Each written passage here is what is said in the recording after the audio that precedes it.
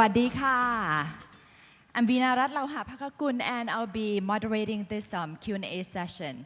So is everyone awake? Yes or no? Yes? Yes, all right, good.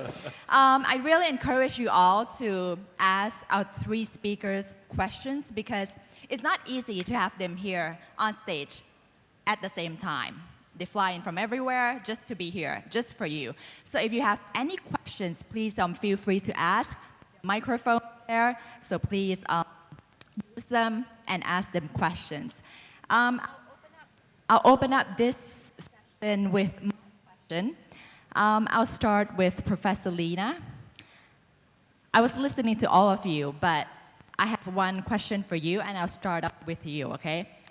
Is this the way how teachers in Finland dress? No, it's very striking for me. Yes, actually. With leather pants and boots, you know? Yes, why not? You know, actually what I'm wearing Marimekko. That's one of the success stories in Finland in the design world. And I think actually teachers like Marimekko clothing in Finland. And also children like it. Yes, Professor. I can testify this to be true. I can testify this to be true. She's having Marimekko all through, and that's very expensive and elegant there.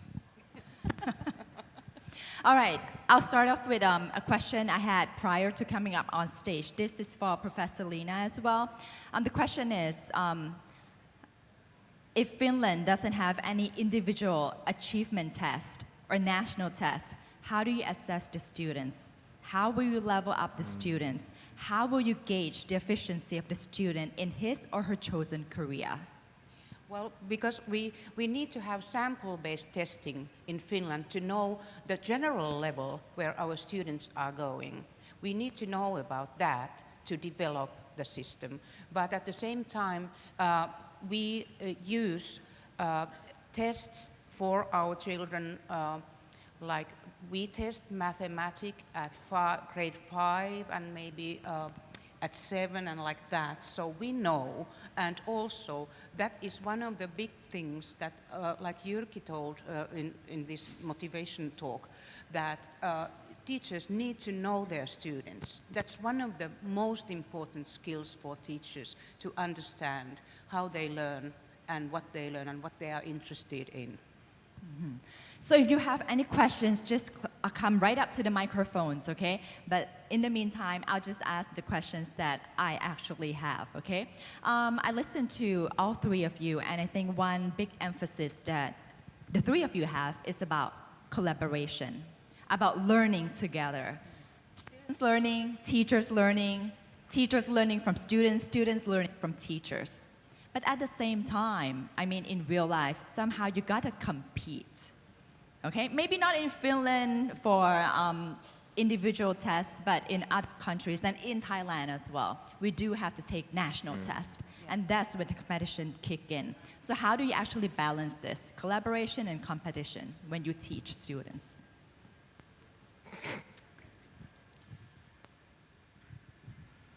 Collaboration is to improve learning outcomes, giving each one of the team members, classmates, you name them, better chances to improve. Regarding competition, I'm not quite familiar. Why does it have to be a competition? It can be the sharing of the knowledge. So that's why it doesn't quite make sense for a Scandinavian or a Finnish teacher educator to talk about competition. In terms of having information and power, the power belongs to those who share the information and don't hide it. If you hide the information, no one would know that you have the information, but by sharing, you have a number of collaborators all the time. Thank you so much indeed. It's a really difficult question, I do understand, and then just I had an interview from the Thai TV channel, and then we talked about the competition actually. Competition is a really kind of the big word in Asian countries, including even Singapore, Vietnam, and so forth, even Japan as well. But the point is that we would like to build up the value as a culture of the classroom, as a culture of the school, that we do not segregate or discriminate the students. Important thing is to be able to seek for the help and be able to respond to this kind of help seeking. And then, and also 2 days ago, just shortly before the flight to Bangkok, I had a really wonderful discussion with my teachers who are, majority of them are actually the professional teachers. They are taking master degrees in the institution. And we said that the teachers can't change the system, but still system is a system, but at the same time, there are so many things that we can do. And the most important thing is to, once again, to build up the culture and also build up the value. And for the majority of the daily activities, daily learning, there should be the kind of the collaboration within all these stakeholders. Sorry, I spoke a lot. Yes, Professor. Anything you want to add? Well, I, as a teacher educator, very often I use group tests when I give a test after my course. And that means that students are kind of preparing to the test together. They write together, they discuss, and the most important goal or aim for the test is to learn the most important things from the course, not to compete with each other. All right. I believe we have a question here.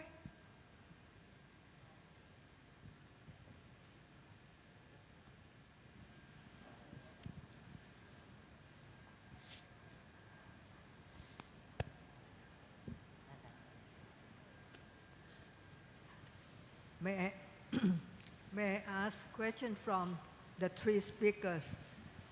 From the speaker from Japan, I wonder, in Indonesia and Vietnam, that you have pilot school, how much the national government support the project? And the question to the Finnish school, I just wonder, the school in Finland, how much you involve parents in the school? And the second question is that, how about the school textbook? Is it published by private company or national supported? And do the government have to, how can you say, inspect, or how can you say, allow the textbook to be used in school? And for Dr. Loima, I would like to ask the question. I just wonder that the biggest school and the smallest school, the motivation is higher than the medium one. I just wonder how. And I think that you suggest that the teacher need to get a more assessment skill. And I think they need more teaching skill too. Thank you.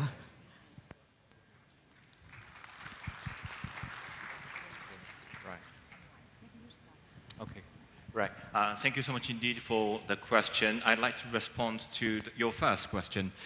For Indonesia, for Vietnam, really the governmental budget to support the pilot schools, really small. I think almost none.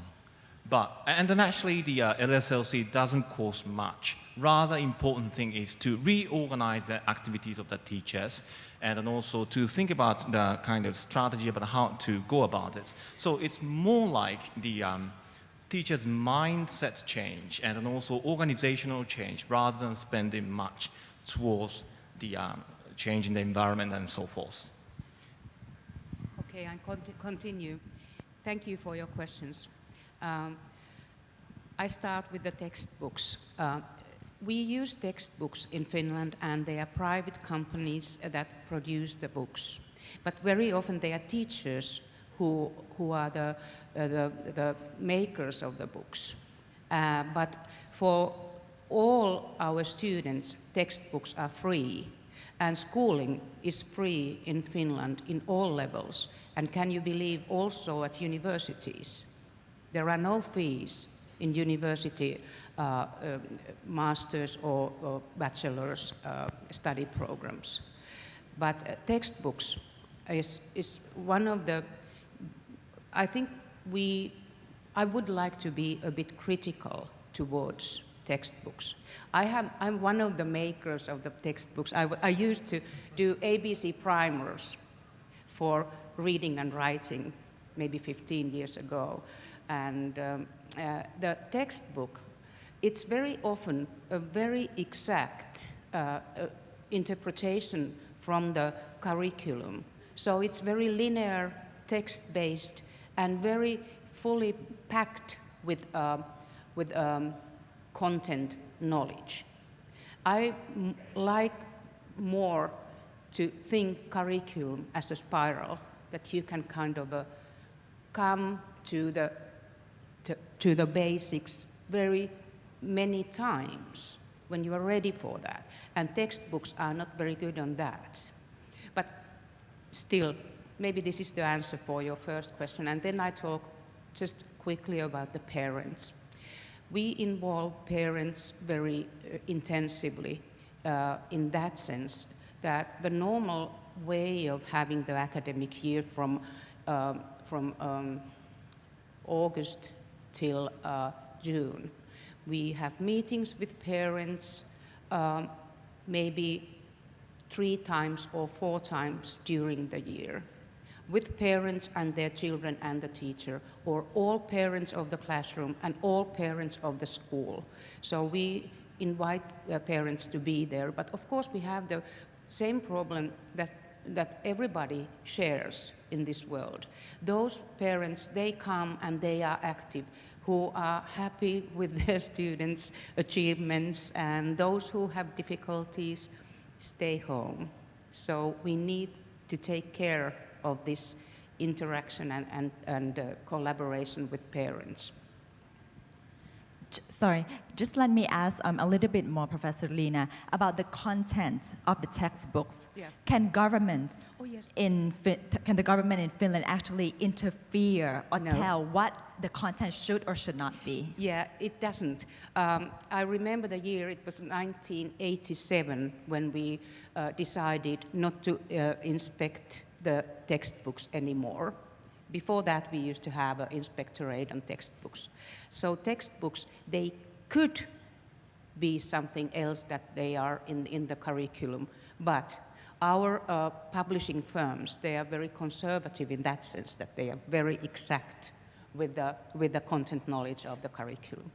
So who actually check the quality of the content, the correctness of the content? This is a good question. Teachers. Teachers can choose what kind of a textbook they want to have. And even, I remember when I was a teacher, I used a different textbook than my colleague in the next classroom, because I had the possibility to check what kind of a textbook I like to have and how I use it. So you mean you have choices of textbooks to choose from? Yes. And you can just choose any one you like? Yeah. Oh, freestyle. Sorry? It's just very freestyle then for teachers. They can choose anything they like. Yes, they can. But nowadays, when we have, economically very tight and difficult in Europe, very often schools decide what kind of a textbooks they want to have. So teachers' freedom for choosing is nowadays, isn't it, Jyki, a bit kind of a less autonomy there than before. They recycle. But still they decided, yeah. So the content would be more or less the same, right? For the textbook of the same subject, of the same class. Because here we use like a national textbooks. Everyone use the same textbook, Yes. so it's the same standard. So where would the standard be then? the basic standard is that teachers need to know what is in the curriculum, not what is in the textbook. Textbooks are interpretations of the curriculum, and teachers can choose what they want to have from the curriculum and how they want to proceed with the methods and environments where they study. All right. Yes, Professor Loima. Okay. Yes, they recycle the textbooks in Finland. At the moment, yes, we do. Yes. So once it is selected by a teacher, it's collected away after the school year to be reused to save money. Until the edition is too, let's say, outdated, 3 or 4 years, and they need a new book. But regarding the question of Big classroom, small yes, classroom. Yeah. the medium-sized schools, the students there tend to have lower internal motivation. And second, since the teachers there were not so qualified in assessing the students' performance or motivation levels, their motivation consequently was lower than in bigger units, where the teachers were more able to do precise conclusions and assessment on the motivation, and thus empower the students who have it higher and maintain it higher. So somehow it was surprising for us as well that how can bigger one be better in the motivation than the medium. But this was the case. Somehow it was lost. And once it got lost, medium-sized school with 500 to 1,000, which was our category, is big enough to lose a student to the corridor, not to find out if somebody is late. You won't see him or her before he is entering the classroom. So there were those dropout kids. And they lower the overall motivation. Once the other students also can see that, oh, he doesn't care if he is missing or coming. An example. And the other question then was, yes, teaching. And this assessment is a part of teaching, but our main focus was to study the connection between the motivation and learning outcomes. And what were the motivation strategies teachers were using in those schools, and their mainstream was teacher-centered teaching. And it was successful when the assessment was correct, and it was not successful if the assessment of motivation and learning was not similar with the students. So it happened at the student's head and mindset. All right. Anyone has any question? Maybe you can just raise your hand. Yes, please.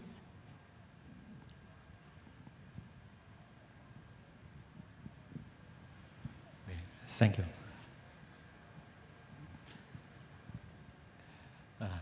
Good afternoon, everyone. I am Mr. Neti Nantamit. I am teacher. I am come from Bangkok Christian College. I am sorry. My question is Thai because I speak English written and not very well. I'm sorry. I have two questions.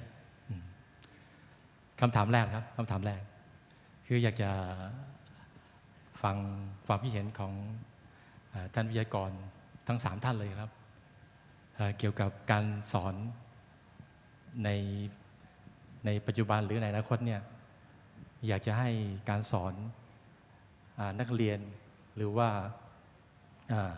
เด็กทุกๆคนนะที่จะได้รับการศึกษาเนี่ยอยากจะให้มีวิธีการสอนที่ให้เกิดความคิดสร้างสรรค์มีการวิจัย มีการทำนวัตกรรมหรือ innovation เนี่ยฮะคืออยากจะถามว่ามีวิธีการยังไงที่อยากจะฝึกให้เด็กในยุคปัจจุบันเนี่ยนะให้มีการเรียนการสอนนะในหัวสมองเนี่ยนะให้มันมีการวิจัยในพื้นฐานของจิตใจนะโดยเฉพาะให้มีความคิดสร้างสรรค์เนี่ยให้เกิดขึ้นให้ได้นะอยากจะให้เกิดขึ้นแล้วก็ต่อจากนั้นก็คือมันก็จะเกิดการสร้างสรรค์นวัตกรรมใหม่ๆขึ้นนะอันนี้เป็นคำถามแรกนะคำถามที่สองก็ในยุคปัจจุบันเนี่ยอย่างประเทศไทยเนี่ยเห็นได้ชัดเจนเรื่องของการเรียนพิเศษหรือติวเตอร์เนี่ยซึ่งผู้ปกครองนะหลายท่านนะได้ฟังมาก็มีปัญหาในเรื่องการเรียนพิเศษเพราะว่ามันเป็นค่านิยมหรือเป็นกระแสของการเรียนในยุคนี้ก็อยากทราบว่าประเทศที่ของวิทยากรทั้ง3ประเทศเนี่ยนะว่าการเรียนพิเศษเนี่ยมันมีความจำเป็นไหมแล้วมันมีมากน้อยขนาดไหนสำหรับประเทศไทยโอเค thank you ขอบพระคุณมากค่ะ Alright, let's start with the first question. How do you teach students? Do you have any special techniques or means or ways to teach students to become more innovative, to become more creative? Well, if you are talking about teaching methods or learning skills of students, I think we use quite a lot of, as I told about this inquiry orientation. We ask questions, real questions, where students do not have the answers, and there may not be the right answers. So we use problem-solving methods, integrative methods where students work together, many different kinds. I would say like this, working methods at schools needs to give students agency, different kinds of roles to act with others. We use that kind of a methods. Yes, I would say that instead of finding individual sustainable solutions, I would say that collaborating in your network of students, of classes, of schools, you find alternative solutions to the questions or problems existing in that particular topic. And there could be numerous ones which are adaptable. So the students learn to combine familiar phenomena together in a different ways. And they got a small aha. I found it with him and her and them. And all the answers are respected and they are doable and appreciated. And they would be discussed. Thank you so much indeed for the wonderful question. I'd like to share what I learned from the professional experts, teachers. I think the key would be the attractively challenging. That if the task is attractively challenging, and then if we organize, as the two eminent professors say, the setting for the collaboration, it would work. Attractively means that students need to find it as relevant, interesting, stimulated. So it may start from their daily experiences. It may be it may be related to what they have at their hands, related to their daily experiences, or something really real. And then challenging means it must be really difficult. It must be really requires a lot of thinking on the student side. Because of the kindness, teachers are likely to think that, students need to achieve something, they need to experience something successful thing. But actually, it may lead the teachers to thinking that the tasks should be easier. But if the tasks are easy, students stop thinking because they can instantly solve the questions. We need to provide a really demanding task. So it's almost like making the students become quiet. Come on, I don't know how to solve this question. then naturally leading the students to collaborate with each other, consult with each other. Hey, I don't understand how to solve this. Do you? Oh, I don't. Okay, so how about other members? Do you have any solutions? In such a way, we can build up. But for that purpose, important thing is that teachers need to study. Teachers need to understand what is the core part of the curriculum, what will be the most important part. So if we go in details, it may take a lot of time. We need to be able to edit unnecessary parts and then focus on the most important parts. For that purpose, teachers need to have a lot of knowledge about it. They need to study a lot. But at the same time, I'm giving you as an example, well, not a good example, I'm talking about myself, I'm talking too much, but teachers need to limit their speech and then rely and trust the pupils. Just now, Professor, you said that if the problem or the question is too easy, then the students will stop thinking. You must give them something challenging. What if you give them something too difficult? They might stop thinking as well because it's too hard. That's very much an important question. Sorry, may I start? Right. Therefore, the teacher needs to be there. Teacher's role is there. How to intermediate the tasks and the pupils. There will be many ways to marshal the linkage between the pupils and tasks. Sometimes the teacher may stop the group activity. So group is important. Group of 4 is very much important, but they may stop the group, coming back to the basic items to get the strategy about how to solve the problem, and then let them go back to the group again. So there should be very much flexible ways of the pathway, building up the pathways. And the second question is, sure. Go ahead.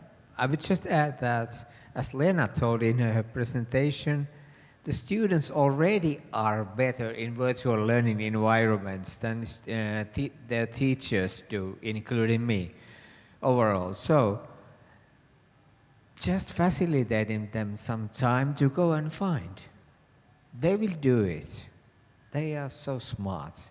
They can do the jungle thing in the virtual environment we cannot actually do. We need to Google it. They have better ways. So the second question is, in Thailand, the tutor schools, cram schools, extra classes schools, is a big business here. It's a huge business. So the teacher wants to know if you have such things in your country as well, and how much the students actually go to tutor classes after schools, during weekends, to have all of these extra classes. I would like to answer that we don't have tutor schools or what are they called in US? They have the same system. But we do not have that kind of schools. We have a public schooling system where all the schools are around the same, and our students don't go, I would like to say that they don't go to tutor classes after schools. But of course, this is, I don't know, I have to ask Jyki, would you say that the university practicing schools are tutor schools? No, they are normal schools, yeah. So, no and no. But of course, because we think it's very important, when we have special needs kids, and if they have learning disabilities, we need to take care of them in the public school, in the system that we have for all the kids.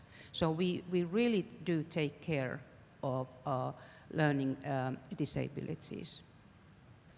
Tutoring courses only take place when you apply to a very popular faculty in higher education. Otherwise, they don't have so much. Tutoring, or say those kind of institutions, are very much popular in various Asian countries. I'd like to share one word again from the eminent teachers that I have learned a lot from. Teachers need to be tough enough to utilize even the extra knowledge that some of the kind of limited number of the elite students have. Meaning, if we keep the students go in disperse, it's expanding the gaps between the haves and have-nots. But do you remember the short video clip that I showed you? One of the students came into the blackboard and started to solve the long division, in the way that majority of the students would not know. But by making it public and by requesting the students who do not understand to ask the questions, to help with each other, to interact with each other, that particular knowledge that some students dominate become the public.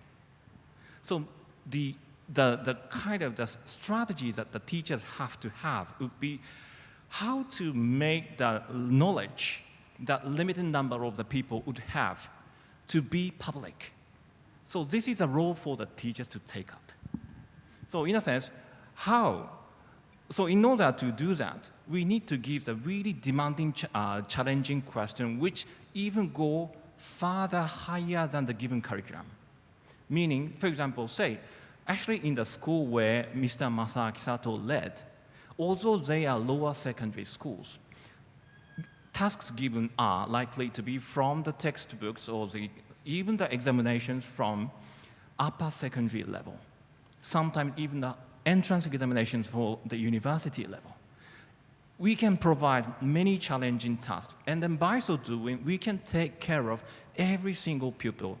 Taking care of every single pupil does not necessarily mean that taking care of only the kind of students with lower achievements, lower understanding. We need to be able to help those with a higher level of understanding.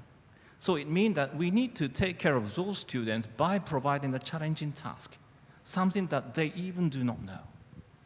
So in Japan, do you have tutor schools? Yes, we do. It's Yes. a popular business. And in Singapore, in Hong Kong, anywhere. Korea. Yeah, in Korea. Yeah. Yes. All right, so that makes me feel better because listening to you, from Finland, I feel as if we are living in different world. Yeah. We want to be there. So I feel better now that, okay, it's normal in this part of the world, okay? Anyone with next question? Yes, please. Hello. Okay, good afternoon. 3 questions for me. Okay. The first one is about autonomy of the teachers in Finland.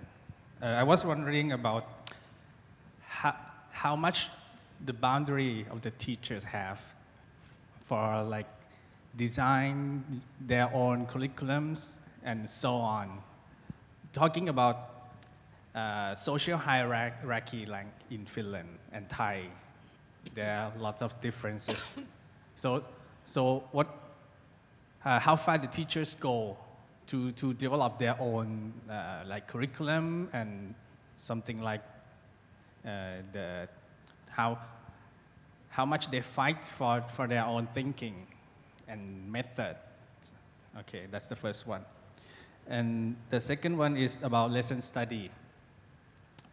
I just started the program called Buddy Supervisions last semester, and it was very difficult for me to develop such a program like that in Thai society. So what was your base practice to share for me to overcome these difficulties?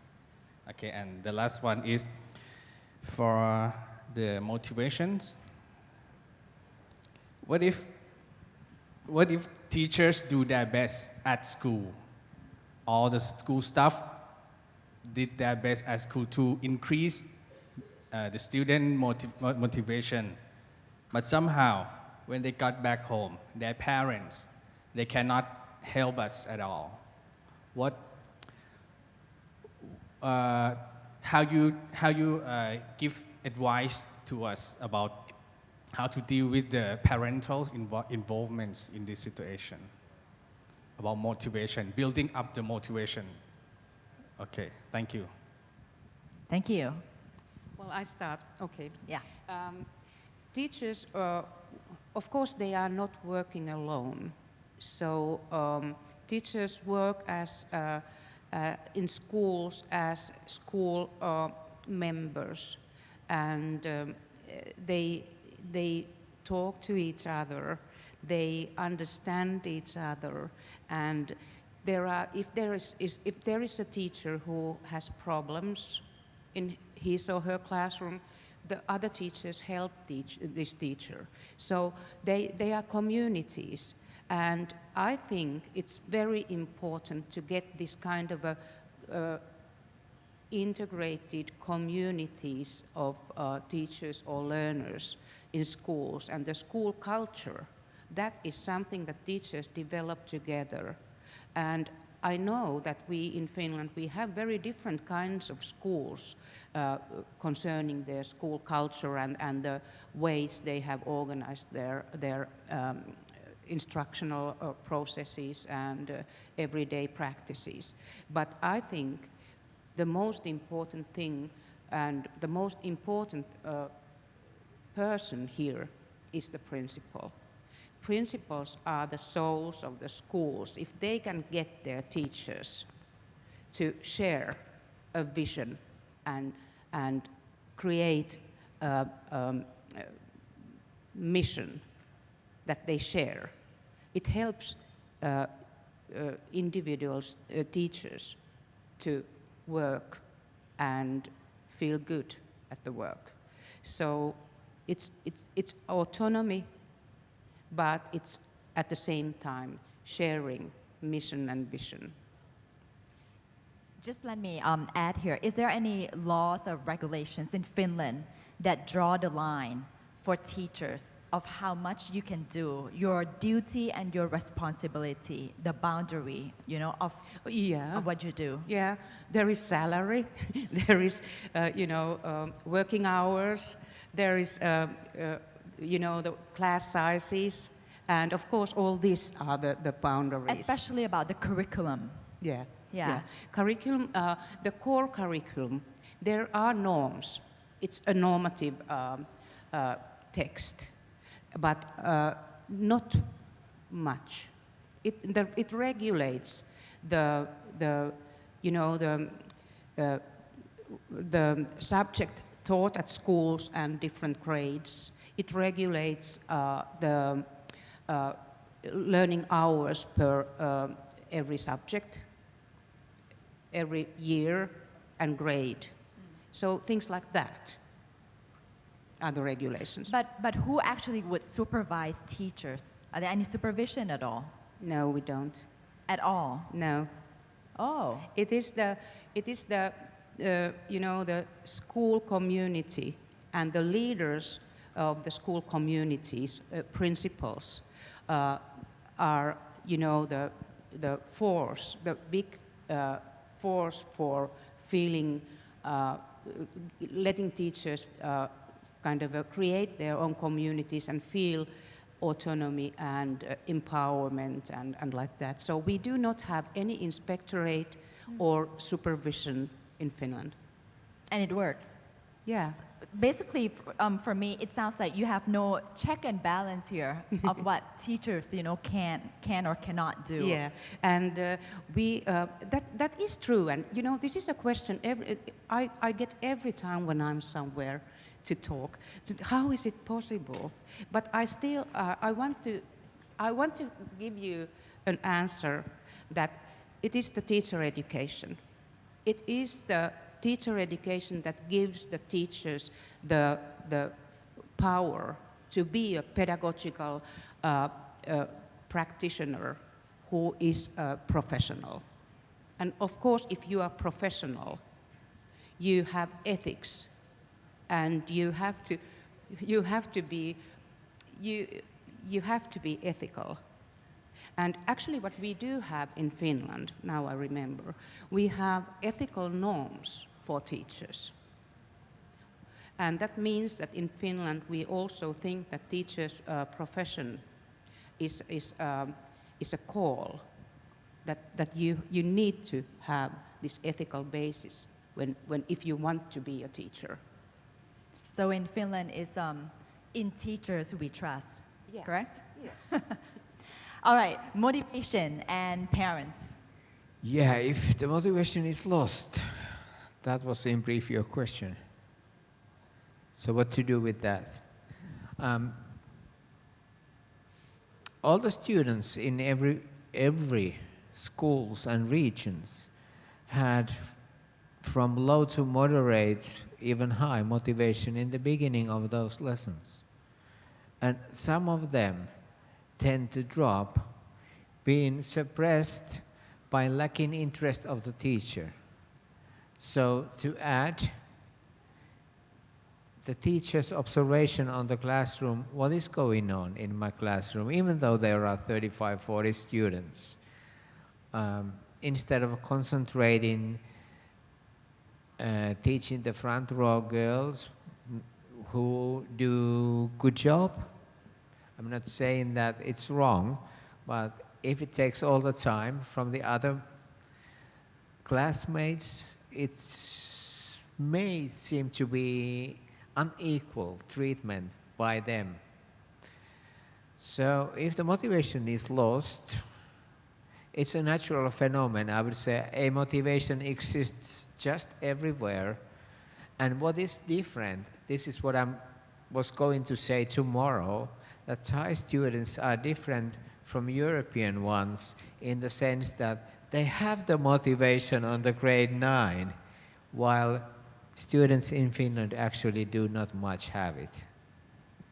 Even though they perform very well in PISA, even though they are innovative, everything that has been said today, their motivation is creeping low. On the 9th grade, which is one of the most important grades of the basic education, yours have low to moderate at least. So they really like to go there and to use that liking in a positive way to enhance and reinforce the motivation they already have, needs a pedagogical eye in that situation. You need to know the student. You need to know his or her status, motivational level, and the learning situation to be able to boost them up again. This is generally speaking. Do you have any motivation tactics for parents to get involved as well more with their kids? Because sometimes some parents think that it is the job of teachers Yes. to teach and educate. That's not my prime duty here. But maybe the question is, how do you involve more parents, parents more into the learning process of their kids? This was not even a sidetrack in this study, so I won't be able to give any good answers on that. I think regarding the parental involvement, there are 2 points that I'd like to make. The first one is, for various reasons, some parents would have some difficulty to academically support their kids at their home. It is acceptable because of the lack of educational experiences, exposures of the parents. So in that case, important thing is not necessarily parental direct support for the kid at home, but endorsements towards learning and then reform that the schools are taking up. So one of the ways would be, as explained earlier, for the school to invite the parents to come to the school and see, to let them see what is going on. The second one would be actually heavily linked up with the motivation matter. The parents keep seeing their children, and then if the children are happy in coming back home and then reporting what happened in the school to the parents start to gradually accept what is happening there. So this kind of, first, the endorsement. Second, the making the efforts on the daily pedagogical practices, the parents will be better informed, so they would be more involved or willing to be involved further. And regarding the motivation issues, I would like to emphasize 2 points. The first one is the daily pedagogical changes. Second one is also related, the cultural matter, the school cultural matter. It is highly important for the teachers to make an effort to, say for example, to incorporate collaboration, group work, even just for 5 minutes in every single lesson, for every single subject. So it is not just a thing like, okay, twice a semester, once a semester, it doesn't work. They need to make a lot of emphasis on it. Otherwise, you see, the learning will not change. Pupils would not accept those kind of changes as daily thing. Even if we expect the pupils to change their attitudes, responses, by changing only a couple of times a semester or a year, it doesn't happen. That is cultural. It needs to be embedded in daily activities, and what we expect needs to be the code of action, mode of actions. For that, we need a lot and lots of practices. And this comes to also a matter of how to go about the lesson study, in our approach, the lesson study for learning community. It should be also based on daily practices or the change of the daily practices. And in order to support it, we need to organize a kind of mutual observation and reflection. And I do understand how hard it is. I'd like to emphasize a couple of points. First, it is important for us to accept that as an observer, we need time. I have to confess, I'm also a toddler. I just observed 540 lessons only over 10 years. My guru observed 10,000 times. So I'm a very new. But it is true that more we observe, the better we can become. So we need more time, more number or more frequency of observation. Second, in observing the things, actually we need both theories and good eyes. In order to give you a really short answer in a brief manner, how about focusing on who is alone, who is not connected with the object of the world, the subject, not connected with other friends, connected with themselves. So those who can't learn well are likely to be alone, left alone. So our job is to identify who is alone in that sense and think about how we can support them better. But crucially, this is the third point. What we have to discuss is not to impose our views or our own experiences on another teachers. What we expect is a mutual learning, not mutual bashing. In order to avoid worst situation, I'd like to propose two steps of the discourses. The first one is sharing the reality, focusing on the students. Say students A, we need to name the students. Actually, John did what? Kathy had what kind of struggles? We need to provide an individual name of the pupils. And second, analyze why it happened. And even we can sweep those kind of lengthy words. There is one important thing. Use video. Capture. You have this one, right? Now I get rid of the Stone Age iPhone. Now this has the video capturing function. You can capture the moment that you think of important by using this. I think many Thai teachers do have their iPhones. Okay, time is out. We can talk more later. All right. Because time is out, so I cannot ask for more questions. So I really appreciate all the questions, okay, that you might have. And if you have any more questions left, then later you can come up to our three speakers individually and ask them, all right? So please give our three speakers a round of applause.